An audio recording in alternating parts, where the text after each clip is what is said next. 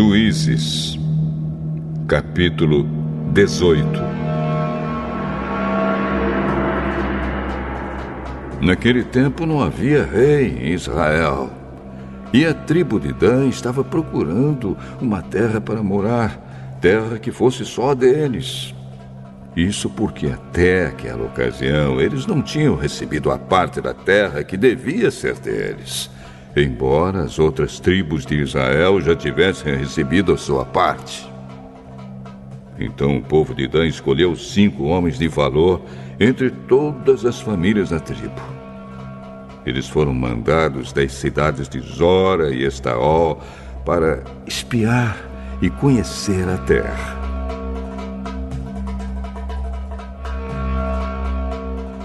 Foram para a região montanhosa de Efraim e ficaram na casa de Mica. Enquanto estavam lá, perceberam pelo jeito de um jovem levita falar que ele não era dali. Então chegaram perto dele e perguntaram: O que é que você está fazendo aqui? Quem trouxe você para cá? Eu fiz um trato com Mica. Ele me paga para ser sacerdote dele. Então, pergunte a Deus se nós seremos bem-sucedidos na nossa viagem. Não se preocupem. O Senhor Deus estará com vocês nesta viagem. Então os 5 homens saíram dali e foram para a cidade de Laís. Chegando lá, viram que o povo daquele lugar vivia em segurança, como os sidônios. Eram pacíficos e calmos e não tinham brigas com ninguém. Eles tinham tudo o que precisavam. Moravam longe dos sidônios e viviam afastados dos outros povos. Quando os 5 homens voltaram para Zora e Estaol, a sua gente perguntou quem eles haviam descoberto. Vamos atacar. Nós vimos a terra. Ela é muito boa. Não fiquem aí parados. Vão depressa e tomem a terra. Lá vocês vão ver que o povo não desconfia de nada. A terra deles é grande e tem tudo o que é preciso. E Deus a está dando a vocês. Então 600 homens da tribo de Dan saíram de Zora e Estaol, prontos para a luta. Subiram e acamparam a oeste da cidade de Kiriat Jearim, na região de Judá. É por isso que aquele lugar é chamado até hoje de Campo de Dan. Dali foram para a região montanhosa de Efraim e chegaram à casa de Mica. Aqueles 5 homens que haviam ido espiar a terra ao redor de Laís disseram aos seus companheiros: Vocês sabiam que numa dessas casas há um ídolo de madeira folhado a prata? Há também outros ídolos e uma roupa de sacerdote. O que vocês acham que devemos fazer?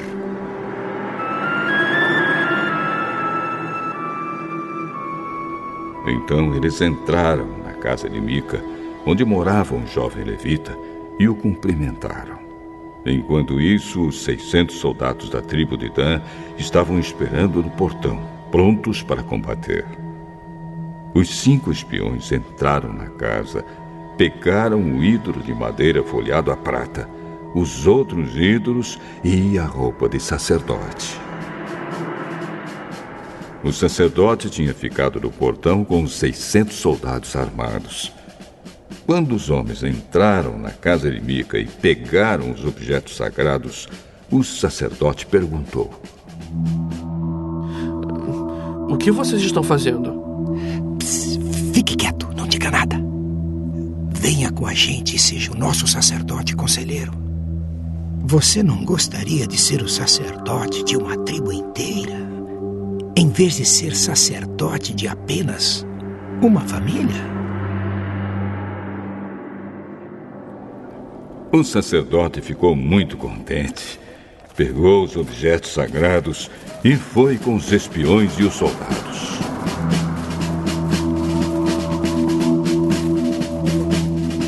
Eles deram meia volta, puseram na frente as crianças, o gado e os seus bens e partiram. Já estavam longe quando os vizinhos de Mica, que haviam sido chamados para lutar, alcançaram os homens da tribo de Dan.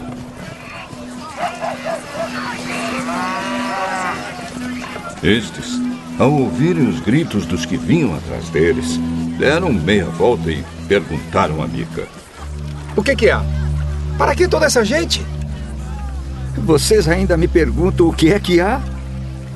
Vocês me tomaram os deuses que eu fiz e o meu sacerdote e foram embora. O que foi que sobrou para mim? É melhor você não falar mais nada, hein? Porque estes homens podem ficar zangados e acabar atacando vocês. Nesse caso, você e toda a sua família morreriam. Depois de dizerem isso, os homens de Dan partiram. Mica viu que eles eram mais fortes. Então voltou para casa. Os homens da tribo de Dan levaram as coisas que Mica havia feito e também o sacerdote dele. Aí foram e atacaram Laís, aquela cidade de povo pacífico e calmo. Mataram os seus moradores e queimaram a cidade. Não havia ninguém para salvar aquela gente, pois Laís ficava longe de Sidom e eles não tinham contato com outros povos. A cidade ficava no vale, perto de Bet-Reob. A tribo de Dan construiu de novo Laís e ficou morando ali. Deram à cidade o nome de Dan, porque assim se chamava o fundador da tribo, que era filho de Jacó. E os homens de Dan levantaram o ídolo para adorá-lo. Jonatas, filho de Gerson e neto de Moisés, foi sacerdote da tribo de Dan. Ele e os seus descendentes foram sacerdotes da tribo de Dan até que o povo foi levado como prisioneiro para fora da sua terra.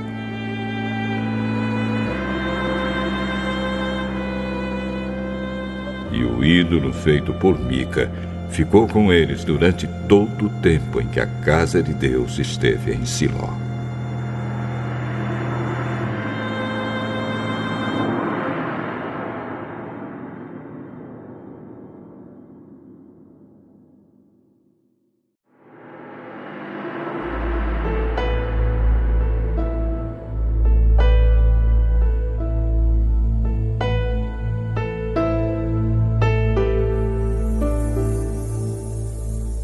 Primeira carta de Paulo aos Coríntios, capítulo 11.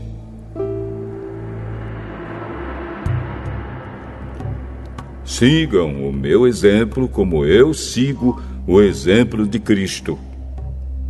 Eu os elogio porque vocês sempre lembram de mim e seguem as instruções que eu passei para vocês.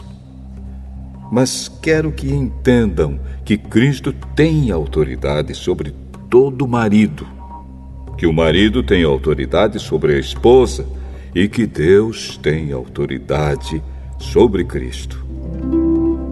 Se um homem cobre a cabeça quando ora ou anuncia a mensagem de Deus nas reuniões de adoração, ele está ofendendo a honra de Cristo. E se uma mulher não cobre a cabeça quando ora ou anuncia a mensagem de Deus nas reuniões de adoração, ela está ofendendo a honra do seu marido. Nesse caso, não há nenhuma diferença entre ela e a mulher que tem a cabeça rapada. Se a mulher não cobre a cabeça, então é melhor que ela corte o cabelo de uma vez. Já que é vergonhoso para a mulher rapar a cabeça ou cortar o cabelo, então ela deve cobrir a cabeça. O homem não precisa cobrir a cabeça, pois ele reflete a imagem e a glória de Deus. Mas a mulher reflete a glória do homem, pois o homem não foi feito da mulher, mas a mulher foi feita do homem. O homem não foi criado por causa da mulher, mas sim a mulher por causa do homem. Portanto, por causa dos anjos, a mulher deve pôr um véu na cabeça para mostrar que está debaixo da autoridade do marido. No entanto, por estarmos unidos com o Senhor, nem a mulher é independente do homem, nem o homem é independente da mulher. Porque assim como a mulher foi feita do homem, assim também o homem nasce da mulher. E tudo vem de Deus. Julguem vocês mesmos. Será que é certo que, num culto de adoração, a mulher ore a Deus sem estar com a cabeça coberta? Pois a própria natureza ensina que o cabelo comprido é uma desonra para o homem. Mas para a mulher, o cabelo comprido é motivo de orgulho. O cabelo foi dado a ela para lhe servir de véu. Mas, se alguém quer discutir sobre esse assunto, o que eu posso dizer é que nem nós, nem as igrejas de Deus temos outro costume nas reuniões de adoração. Nas instruções que agora vou dar a vocês, eu não posso elogiá-los, pois as suas reuniões de adoração fazem mais mal do que bem. Para começar, me contaram que nessas reuniões há grupos de pessoas que estão brigando. E eu creio que, em parte, isso é verdade. Não há dúvida de que é preciso haver divisões entre vocês para que fique claro quem são os que estão certos. Quando vocês se reúnem, não é a ceia do Senhor que vocês comem, pois na hora de comer, cada um trata de tomar a sua própria refeição. E assim, enquanto uns ficam com fome, outros chegam até a ficar bêbados. Por acaso vocês não têm as suas próprias casas onde podem comer e beber? Ou será que preferem desprezar a igreja de Deus e envergonhar os que são pobres? O que é que vocês esperam que eu lhes diga? Querem que os elogie? É claro que não vou elogiá-los. Porque eu recebi do Senhor este ensinamento que passei para vocês. Que o Senhor Jesus, na noite em que foi traído, pegou o pão e deu graças a Deus. Depois partiu o pão e disse: Isto é o meu corpo, que é entregue em favor de vocês. Façam isto em memória de mim. Assim também, depois do jantar, ele pegou o cálice e disse: Este cálice é a nova aliança feita por Deus com seu povo. Aliança que é garantida pelo meu sangue. Cada vez que vocês beberem deste cálice, façam isso em memória de mim. De maneira que cada vez que vocês comem deste pão e bebem deste cálice, estão anunciando a morte do Senhor até que ele venha. Por isso, aquele que comer do pão do Senhor ou beber do seu cálice de modo que ofenda a honra do Senhor, estará pecando contra o corpo e o sangue do Senhor. Portanto, que cada um examine a sua consciência e então coma do pão e beba do cálice. Pois a pessoa que comer do pão ou beber do cálice sem reconhecer que se trata do corpo do Senhor, estará sendo julgada ao comer e beber para o seu próprio castigo. É por isso que muitos de vocês estão doentes e fracos, e alguns já morreram. Se examinássemos primeiro a nossa consciência, nós não seríamos julgados pelo Senhor. Mas somos julgados e castigados pelo Senhor para não sermos condenados junto com o mundo. Portanto, meus irmãos, quando vocês se reunirem para a ceia do Senhor, esperem uns pelos outros. E se alguém estiver com fome, que coma em casa, para que Deus não castigue vocês por causa dessas reuniões. Os outros assuntos eu resolverei quando chegar aí.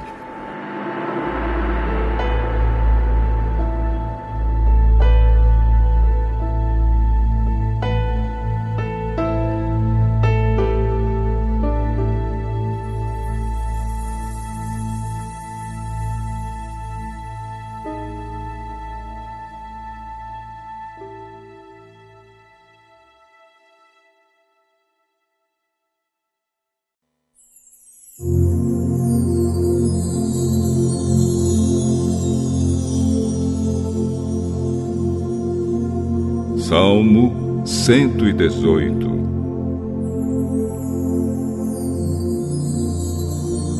Deem graças a Deus, ó Senhor, porque Ele é bom e porque o seu amor dura para sempre.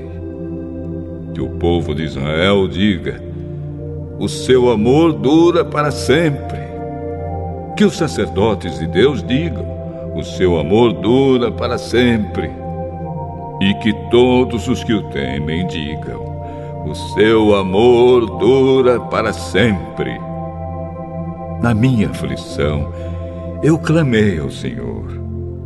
Ele me respondeu e me livrou da angústia.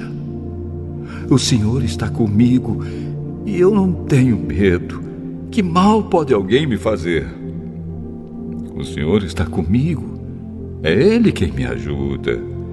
Por isso, verei a derrota dos meus inimigos. É melhor confiar no Senhor do que depender de seres humanos.